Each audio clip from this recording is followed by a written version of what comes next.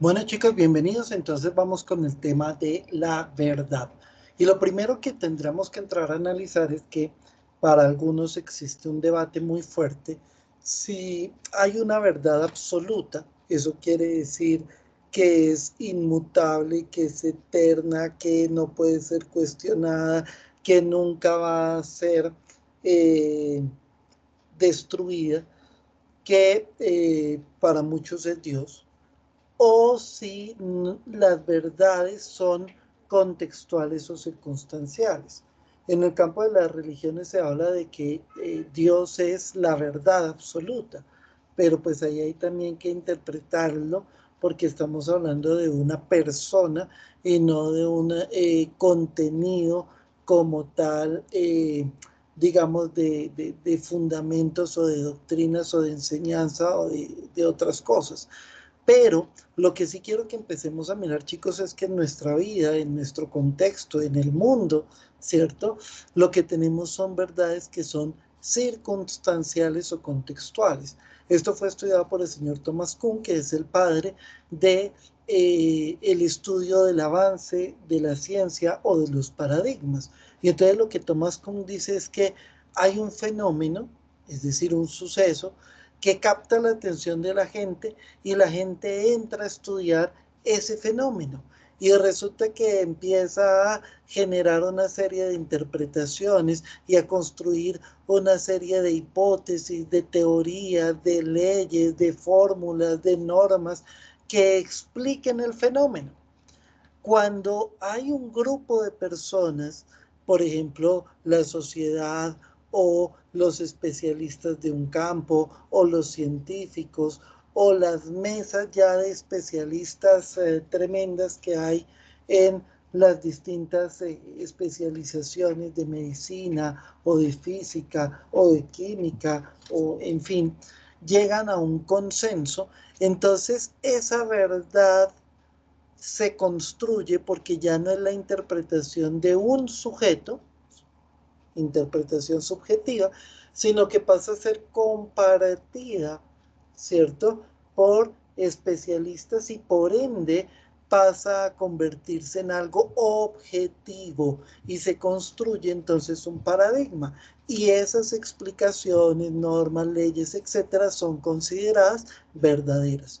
Con el paso del tiempo puede ocurrir que el fenómeno genere variaciones o que el mismo desarrollo científico permita entrar a interpelar las interpretaciones, normas, leyes, etcétera, que se tenían. Y entonces resulta que esa verdad empieza a caerse o empieza a hacer agua porque ya no puede explicar nuevos hallazgos.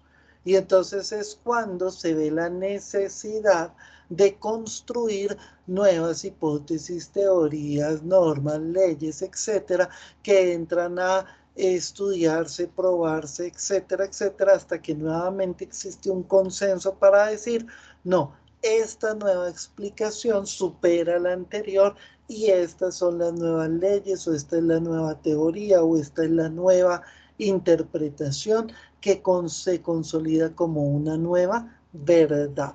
Pensemos, por ejemplo, en el caso más paradigmático de la historia, ¿cierto?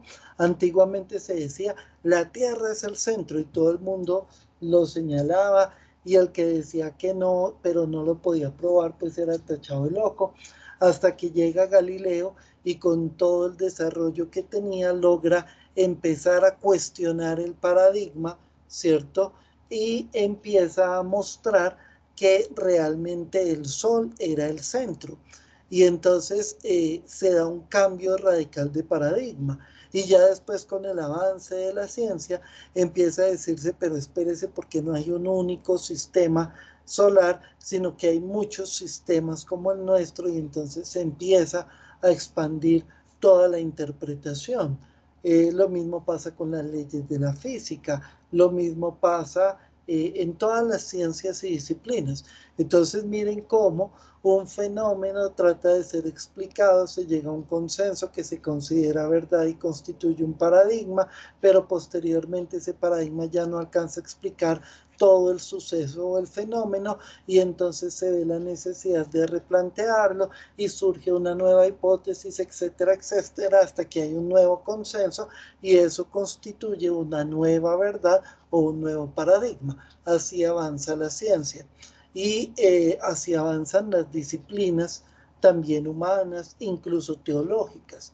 Ahora bien, ya teniendo en cuenta esto, pues podemos hablar de tipos de verdad. Entonces, el primero sería la verdad absoluta y irrefutable, que sería Dios. Y dentro de las verdades contextuales o circunstanciales tendríamos que hablar de la verdad por consenso, que creo que ya quedó clara, la verdad por demostración, cuando yo planteo una interpretación y puedo probarla, demostrarla, corroborarla, verificarla, repetirla y volverla a probar, constituye una verdad. Entonces esa sería la verdad por demostración. Hay otra verdad muy sencilla y es que lo que yo digo esté adecuándose a lo que está sucediendo y eso que está sucediendo es evidente. Por ejemplo, si está haciendo un día súper nublado y hay unos fenómenos meteorológicos bien complejos y yo digo, no, es que está haciendo un sol radiante, pues me van a decir, de pronto en otra parte del mundo, hermano, pero donde usted está no funciona, porque el fenómeno meteorológico no da para eso y está nublado y está lloviendo y está haciendo un frío espantoso y está, entonces no hay cómo sustentar lo que usted está diciendo. Pero si yo digo, está haciendo un día oscuro, ¿cierto? Y es así, entonces esa es una verdad que es evidente y por ende es una verdad en donde lo que yo estoy diciendo está adecuándose con lo que está sucediendo y estoy describiendo lo que está sucediendo. Es la verdad más sencilla. Y por otro lado hay verdades discursivas. Cuando yo planteo una hipótesis y genero eh, o planteo una premisa, genero otra premisa, la relación entre las premisas y de eso genero una inferencia o conclusión, entonces puedo decir que esa conclusión es verdadera en tanto que se deviene lógicamente de las anteriores que fueron consideradas también como verdaderas. Entonces, esos son los tipos de verdad que existen.